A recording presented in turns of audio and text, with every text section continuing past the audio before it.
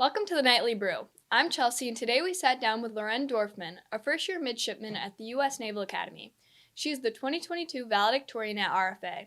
We asked her how her first year is going at the Naval Academy and other questions about her experience there and at RFA. How has your first year been at the Naval Academy?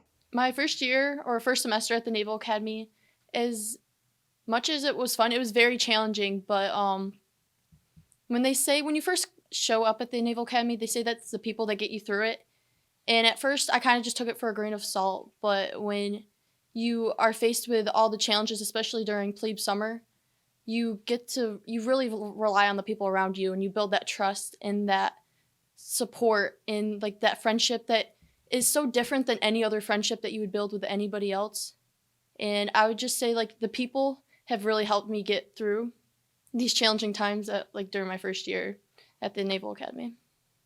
This was your first year at the Army-Navy Games. What was that like? It was really fun. It was just, you always watch it on TV saying, oh, it's so cool to like see all those midshipmen and cadets like march out onto the field. And it was just like a life-changing experience to just finally just be there, like in that formation, being a part of like that unit. And now it's like, I guess you could say it was like a dream come true to finally like have that experience.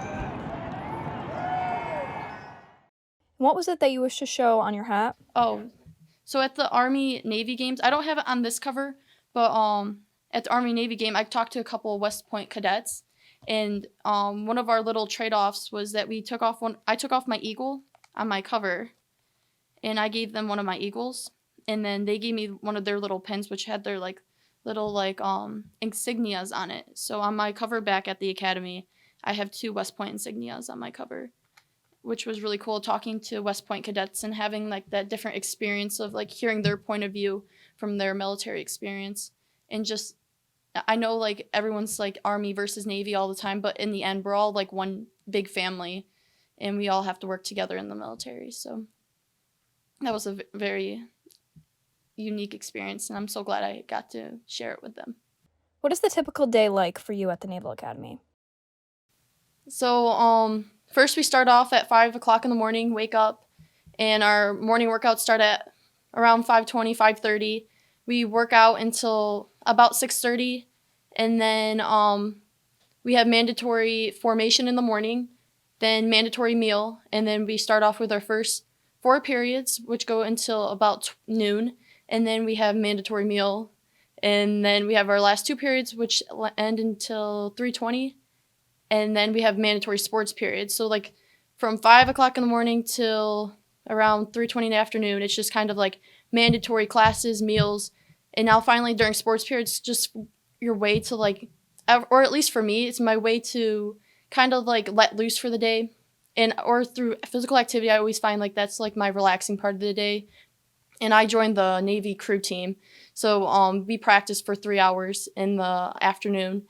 And then after mandatory sports period, or if you have like varsity sports or club sports or intramurals, then you go to dinner, which isn't mandatory, but everybody kind of like wants their dinner. And then in the evening you have mandatory study periods, so you do have to have like that 2 hours of study hall, kind of getting your homework done, getting help if you need it from study group sessions, and then you have to come back on deck or like your company area or space, and that's usually around 10:50 at night. You have to come back on deck and make sure you sign back in so you're accounted for.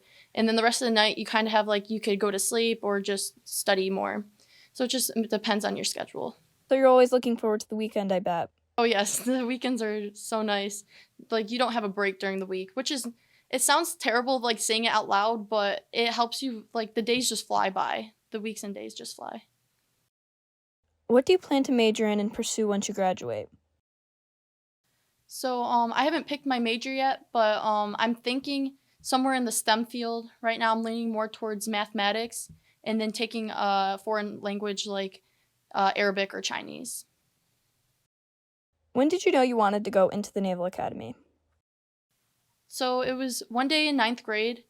It was a homework assignment from my club soccer coach, and he wanted us to pick a school and email them before one of these showcases we were going to. And I was just scrolling through the list of schools, and I came across the United States Naval Academy, and I didn't even know they had like a school for the Navy. So I asked my father about it, and he was like, yeah, this is where you go, and right afterwards you become a commissioned officer. So after that, that kind of sparked my interest, and then from there I just kind of like did more research, and then as I started to like do more research and like talk to more people about it, I learned that I wanted to go there for more than just soccer. I wanted to go there, become a better leader and become a better officer. And so then from there I kind of focused more on like the application part of the process than more than like trying to get the recruited part. And it also like helped that my father, he was in the Navy for 13 years. He was an F-14 pilot, and then my brother, he's in the Air Force right now as a weapon system officer in the F-15 Strike Eagles. So coming from a military background too, that also helped push me towards the military schools. And then also I just always had like a strong desire to like give back to the community and give back to my country, and I thought this was like the perfect way to do that. What are some of your best memories here at RFA? Definitely the friendships, the relationships I built, and just like the clubs and organizations I was a part of. Like the varsity soccer team played a huge part in developing me as like a team player, and also building up my confidence and just building up like that mentality of like never giving up when things get tough. Being a part of the softball team, developing those relationships and bonds that will like never break. Being part of the JROTC program, and Sergeant Colonel Tracy, how they also helped push me out of my comfort zone, taking on leadership roles, leading bigger groups of people, and being a part of something bigger than myself. Also, like all my teachers have always supported me and pushed me in the right direction. Starting in 6th grade with Miss Smith and Miss Barton, they always knew like I had that potential, and at first I was struggling, but they knew like I would put in the hard work, and so they like worked with me and pushed me, and that really helped build like my foundation for middle school. When then I had amazing teachers such as Miss Maganero, Mr. B, Miss Armitage, Miss Strife, and from there like they really helped boost my confidence, saying like you can do this, you just have to believe in yourself. And then from that point forward, it just helped prepare me for RFA. And at first I was like so nervous coming to this huge school because it was just a huge step out of my comfort zone. But by taking that big leap, it helped prepare me for taking another huge leap going into college too. So, and then but again, like I couldn't do it alone. I had teachers such as Miss Nard Slicko, Miss Fanfarillo, Della Prey, Miss Downs, my chemistry teacher for 2 years and soccer coach for 3 years, and Coach Jerry and Coach Beer, who've been my softball coaches for as long as I can remember.